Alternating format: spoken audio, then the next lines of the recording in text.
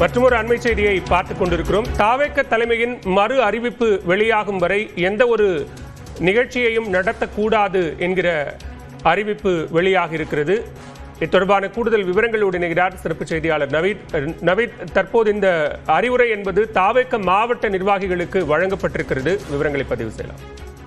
பலா, கரூர் கூட்ட நெரிசலில் 41 பேர் உயிரிழந்தது தொடர்பாக கரூர் மாநகர போலீசார் வழக்கு பதிவு செய்து விசாரணை மேற்கொண்டு வந்த நிலையில் கரூர் மாவட்ட செயலாளர் மதியழகன், நகர செயலாளர் பவுன்ராஜ் ஆகியோர் கைது செய்யப்பட்ட நிலையில் தமிழக வெற்றி கழகத்தின் பொதுச் செயலாளர் ஆனந்த் மற்றும் இணை பொதுச் செயலாளர் நிர்மல்குமார் ஆகியோர் மீது வழக்கு பதிவு செய்து தங்களை விடுவிக்க வேண்டும் என கூறி அவர்கள் மதுரை உயர்நீதிமன்றத்தில் முன்ஜாமீன் மனுவானது தாக்கல் செய்திருந்தனர். இந்த மனுவில் இந்த நடைபெற்ற சம்பவத்திற்கு நாங்கள் கட்டுப்படுத்த முயற்சி செய்தோம், விசாரணைக்கு முழுமையாக ஒத்துழைப்போம் என தெரிவித்து எங்களை கைது செய்வதிலிருந்து விலக்கு அளிக்க வேண்டும் என கோரி மதுரை உயர்நீதிமன்ற கிளையில் மனு அளித்திருந்தனர்.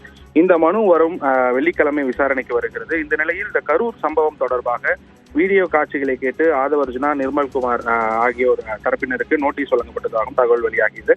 இந்த நிலையில்தான் தமிழக வெற்றி கழகத்தின் நிகழ்ச்சிகள் தமிழகம் முழுவதும் கட்சியின் தலைமையிலிருந்து மறு அறிவிப்பு வெளியாகும் வரை எந்த நிகழ்ச்சிகளும் நடைபெறாது எனவும் கட்சியின் தலைவர் விஜய் அறிவுறுத்தியதாக தற்போது தகவல் வெளியாகி இருக்கிறது.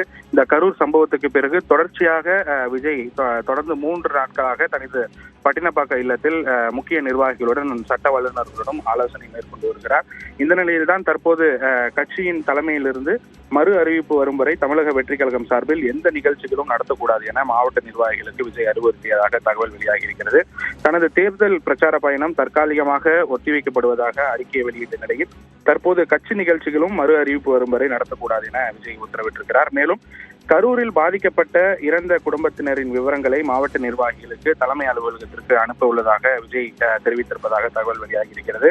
நாளை கரூர் கூட்ட நெரிசல் தொடர்பான வழக்கு விசாரணை நடைபெறும் நிலையில் நீதிமன்றம் உத்தரவு வந்த பிறகு கரூர் சென்று உயிரிழந்தவர்களின் குடும்பத்தினரும் மற்றும் பாதிக்கப்பட்ட குடும்பத்தினரை விஜய் நேரில் சந்திக்க இருப்பதாகவும் அதற்கான திட்டங்களை தற்போது நிர்வாகிகளுடன் பேசி வருவதாகவும் தகவல் என்பது கிடைத்திருக்கிறது.